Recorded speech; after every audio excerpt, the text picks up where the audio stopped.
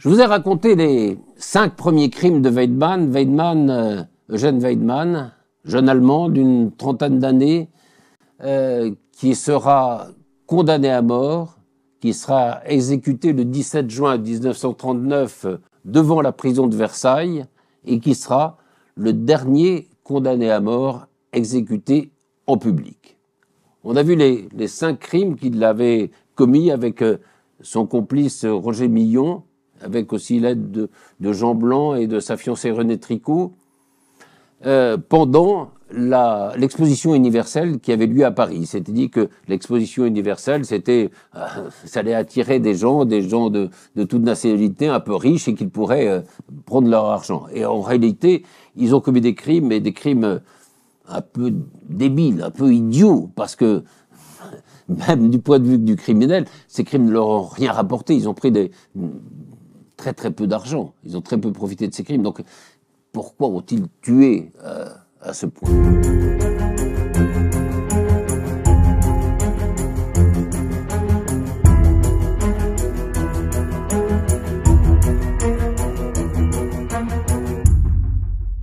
Il y a ce dernier crime, celui de Raymond Lezobre. Raymond Lezobre, c'est un agent immobilier. Il est en relation avec un certain Arthur Schott. Et Arthur Schott est un Allemand qui est venu le voir, qui a visité 3 villas, et qui l'appelle un jour en lui disant « Écoutez, je voudrais bien revisiter ces 3 villas parce que je vais probablement en acheter une. » Alors, il se donne rendez-vous pour un samedi après-midi à 14h, et Lezobre se prépare et il part chercher Arthur Schott. Ils se sont donné rendez-vous. Il a une voiture qui est une Celta noire. Il a pris 5000 francs à la banque avant d'aller à son rendez-vous. Et puis on ne reverra plus jamais Raymond Lezobre. Il travaille dans son agence immobilière à la Salle Saint-Cloud avec une secrétaire, et sa secrétaire est inquiète.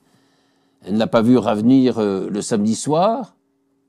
Elle appelle chez lui, il n'y a pas de réponse. Et le dimanche, elle se rend au commissariat et elle est reçue par un commissaire de police, le commissaire Primborgne, et elle lui explique, voilà, mon patron est parti faire visiter des villas à un Allemand qui était intéressé, et il n'est pas revenu. Alors, le commissaire prend l'adresse de ces villas, il envoie des agents, et on retrouve tout de suite le corps de Raymond Lezobre. Il est dans un escalier, dans une des villas qu'il avait fait visiter à ce Arthur Schott. Alors, on retrouve Arthur Schott. Il vit dans l'est de la France, à Strasbourg. Il n'est jamais venu à Paris. Et alors, évidemment, ce n'est pas lui qui a tué Raymond Lezobre, bien qu'on ait trouvé une de ses cartes de visite à côté du corps. Et alors on lui dit, mais à qui avez-vous pu donner une carte de visite? Qui pourrait avoir une carte de visite à votre nom? Eh bien, il dit, c'est mon neveu peut-être. Fritz Frommer. Fritz Frommer, c'est cet Allemand, ce juif allemand communiste qui a été tué par Weidmann. Et alors, on retrouve l'adresse dans laquelle devait vivre Fritz Frommer. C'est un hôtel à Paris. On se rend dans l'hôtel à Paris et la patronne de l'hôtel dit oui, il était là, mais j'ai plus de nouvelles de lui depuis le 23 novembre. Le 23 novembre, c'est le jour où il est allé à la Villa Woolsey avec Weidmann et qu'il n'a plus réapparu depuis. Et on trouve un autre oncle de Fritz Frommer qui vit aussi en France, qui s'appelle Weber, qui est lui aussi un juif allemand qui a fui l'Allemagne nazie. Il était assez riche en Allemagne. En France, il vit d'expédients. Il est acteur de complément, comme on dit dans des films. Il sert comme ça dans certains tournages. Et on l'interroge. Est-ce qu'il a des nouvelles de son neveu Frommer? Qu'est-ce qu'il est devenu? Et il dit, écoutez, oui, je sais qu'il a rencontré un autre Allemand qu'il avait connu en prison, qui s'appelle Carrère.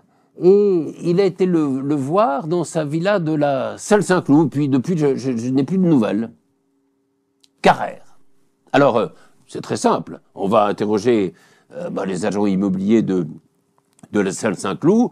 Et il y en a un qui dit, oui, Carrère, oui, c'est celui qui nous a loué la villa Woolsey à la Salle Saint-Cloud. Alors, le commissaire Primborgne envoie 2 policiers pour aller voir cette villa. Et dans cette villa, qu'est-ce qu'ils aperçoivent? Ils aperçoivent la voiture, la Celta noire de Raymond Lezobre qui avait disparu.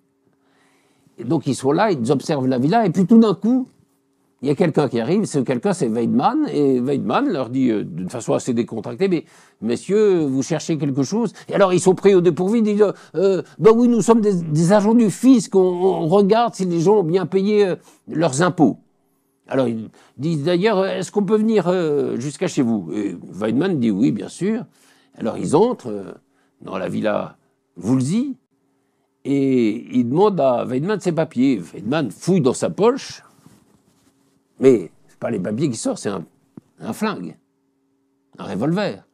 Et il essaye de tirer sur les policiers, mais les policiers se précipitent sur lui, il y a une bagarre, il y a une balle qui part, qui touche l'oreille d'un policier, un peu son bras, mais la bagarre est là, et puis il y en a un qui trouve un marteau et qui tape sur le crâne de Weidmann, et finalement Weidmann, ils réussissent à l'étouffer avec leurs membres, se précipiter sur lui, et Weidmann est arrêté.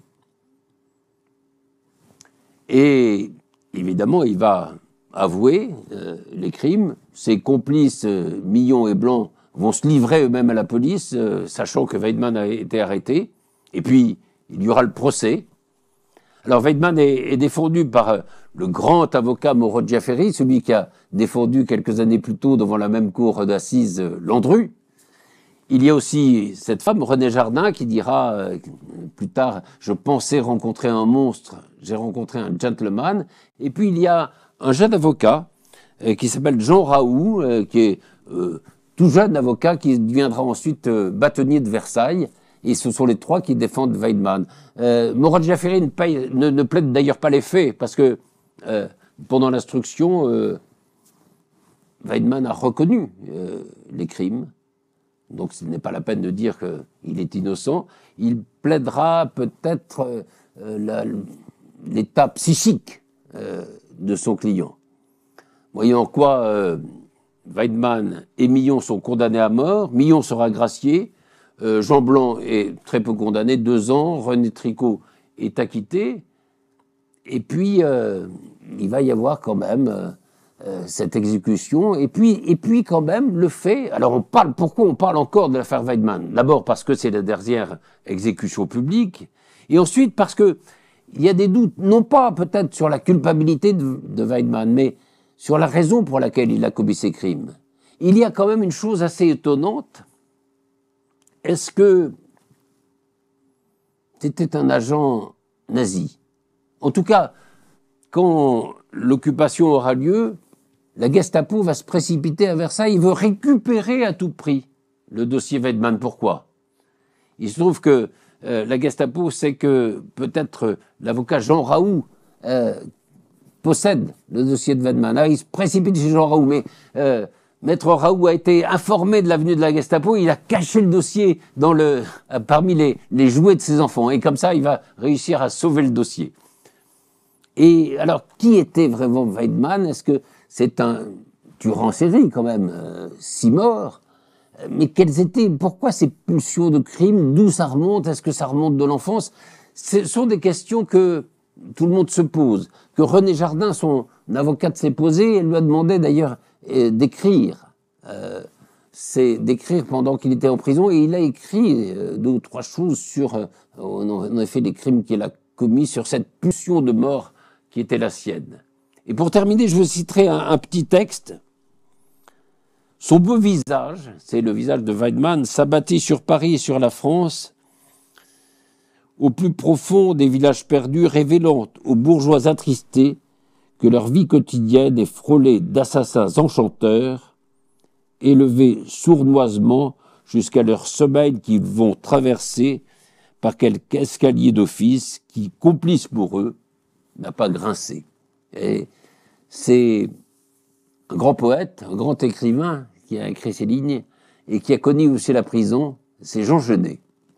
Jean Genet, qui écrit sur celui qu'on a appelé le tueur au regard d'ange, Eugène Weidmann.